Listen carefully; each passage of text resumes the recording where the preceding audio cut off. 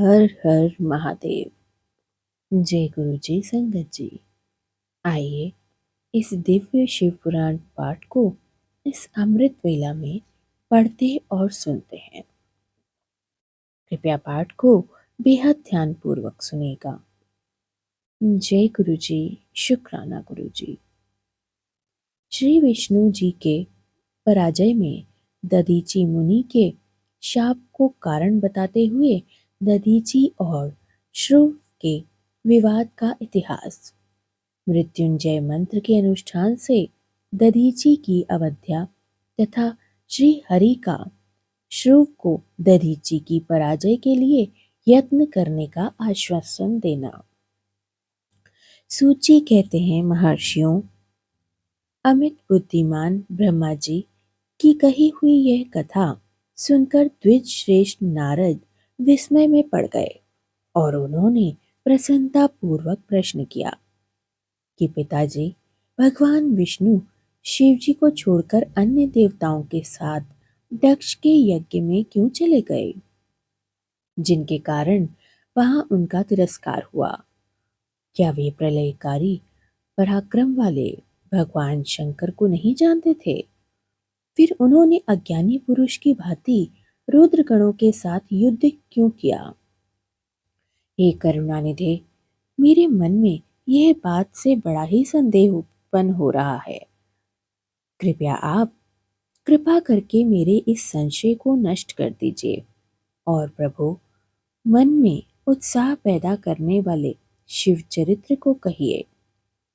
ब्रह्मा जी कहते हैं, हे नारद, पूर्व काल में राजा श्रुव की सहायता करने वाले श्री हरि को दधीची मुनि ने श्राप दे डाला था, जिससे उस समय वे इस बात को भूल गए और वे दूसरे देवताओं के साथ दक्ष के यज्ञ में चले गए। दधीची ने क्यों शाप दिया, यह सुनो। प्राचीन काल में श्रुव नाम से एक महातेजस्वी राजा हुआ करते थे। वे महाप्रभावशाली मुनीश्वर दधीची के मित्र थे। दीर्घ काल की तपस्या के प्रसंग से श्रुव और दधीची में विवाद आरंभ हो गया, जो तीनों लोकों में महान अनर्थकारी के रूप में विख्यात हुआ। उस विवाद में वेद के विद्वान शिव भक्त दधीची कहते हैं कि शूद्र, वैश्य और क्षत्रिय, इन तीनों वर्णों से ब्राह्मण ही श्रेष्ठ हैं। इसमें कोई संशय नहीं है, ब्राह्मण ही श्रेष्ठ रहेंगे। महामुनि दधीची की यह बात सुनकर धन वैभव के मद से मोहित हुए राजा श्रुव ने उसका इस प्रकार प्रतिवाद किया। श्रुव बोले, राजा इंद्र आदि 8 लोकपालों के स्वरूप को धारण किया करता है। वह समस्त वर्णों और आश्रमों का पालन एवं प्रभु के लिए राजा ही सबसे श्रेष्ठ है। राजा की श्रेष्ठता का प्रतिपादन करने वाला श्रुति भी कहलाता है, और श्रुति कहती है कि राजा सर्वदेवमय है। मुने, इस श्रुति के कथनानुसार जो सबसे बड़ा देवता है वह मैं ही हूँ। इस विवेचन में ब्राह्मण की अपेक्षा राजा की श्रेष्ठ सिद्धता सिद्ध होती है। चरण वंदन, आप इस विषय में विचार करें और मेरा अनादर ना करें, क्योंकि मैं सर्वथा आपके लिए पूजनीय हूँ। राजा श्रुव का यह मत श्रुतियों और स्मृतियों के विरुद्ध था। इसे सुनकर भृगुकुल भूषण मुनि श्रेष्ठ दधीची को बड़ा ही क्रोध हुआ। मुनि अपने गौर वर्ण का विचार करके कुपित हुए महातेजस्वी दधीची ने श्रुव के मस्तक पर बाएं मुक्के से प्रहार किया। उनके मुक्के की मार खाकर ब्रह्मांड के आधिपति कुसित बुद्धि वाले श्रुव अत्यंत कुपित हो गरज उठे और उन्होंने वज्र से दधीची को काट डाला। उस वज्र के आघात से भृगुवंशी दधीची पृथ्वी पर गिर पड़े। भार्गवंशधर दधीची गिरते समय शुक्राचार्य का स्मरण किया करते थे। उन्होंने स्मरण किया और योगी शुक्राचार्य ने आकर दधीची के शरीर को, जिसे श्रुव ने काट डाला था, तुरंत ही जोड़ दिया। दधीची के अंगों को पूर्ववत जुड़कर देख शिव भक्त शिरोमणि तथा मृत्युंजय विद्या के प्रवर्तक शुक्राचार्य ने उसे कहा। शुक्र बोले, हे तात दधीची, मैं सर्वेश्वर भगवान शिव का पूजन करके तुम्हें श्रुति प्रतिपादित महामृत्युंजय नामक श्रेष्ठ मंत्र का उपदेश देता हूँ। त्र्यंबकः यजामहे, हम भगवान त्र्यंबकः का यजन यानी आराधना करते हैं। त्र्यंबका का अर्थ है तीनों लोकों के पिता, प्रभावशाली शिव। वे भगवान सूर्य, सोम और अग्नि तीनों मंडलों में हमारे पिता हैं। सत्व, रज और तम तीनों गुणों के महेश्वर हैं। आत्म तत्व, विद्या तत्व और शिव तत्व, इन तीनों तत्वों के आहवनीय ग्राहपत्य और दक्षिणाग्नि, इन तीनों अग्नियों के सर्वत्र उपलब्ध होने वाले पृथ्वी, जल एवं तेज, इन तीन मृत भूतों के अथवा सात्विक आदि भेद से त्रिविध भूतों के, त्रिविध स्वर्ग के, त्रिभुज के व त्रिधा भूत के व सबके ब्रह्मा, विष्णु और शिव, तीनों देवताओं के महान शिव ईश्वर महादेव जी ही हैं। यहाँ तक मंत्र के प्रथम चरण की व्याख्या हुई। मंत्र का द्वितीय चरण है सुगंधिम पुष्टिवर्धनम।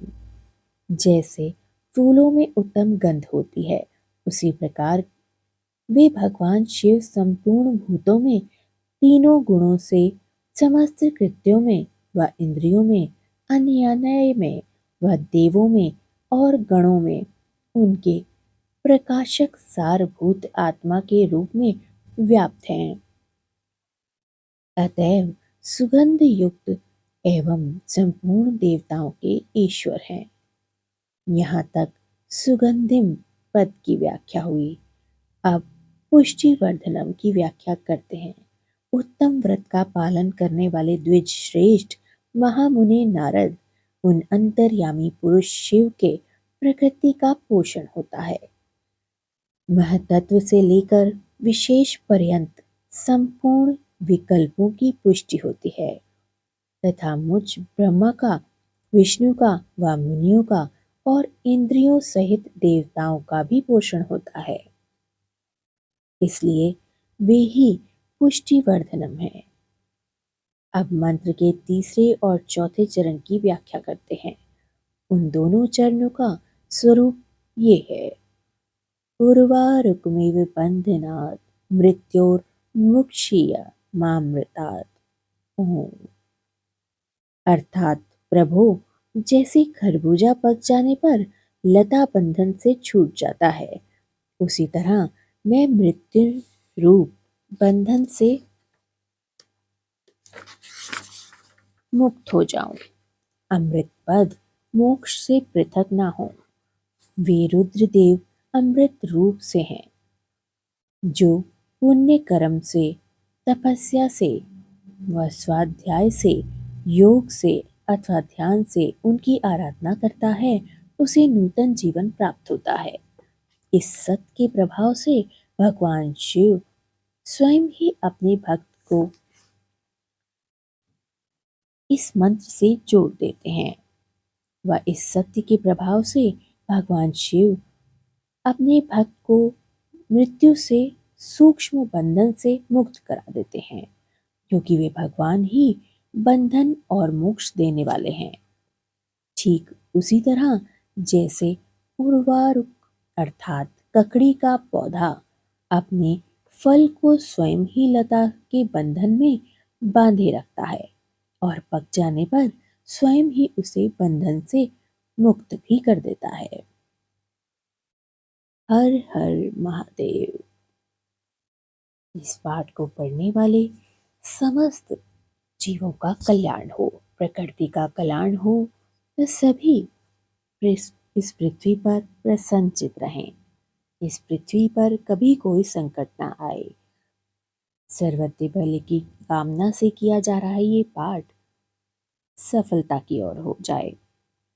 हे प्रभु, पाठ को पढ़ते समय जो भी भूल या त्रुटि हो जाए हमें बख्श देना और सर्वदा भला करना। जय गुरु जी, शुक्राना गुरु जी, अनंतम अनंतम शुक्राना। संगत जी, अगर आपने चैनल को अभी तक सब्सक्राइब नहीं किया है तो कृपया चैनल को सब्सक्राइब कर लें और इस पाठ को बेहद ध्यानपूर्वक सुना कीजिए। जय गुरु जी, शुक्राना गुरु जी, हर हर महादेव।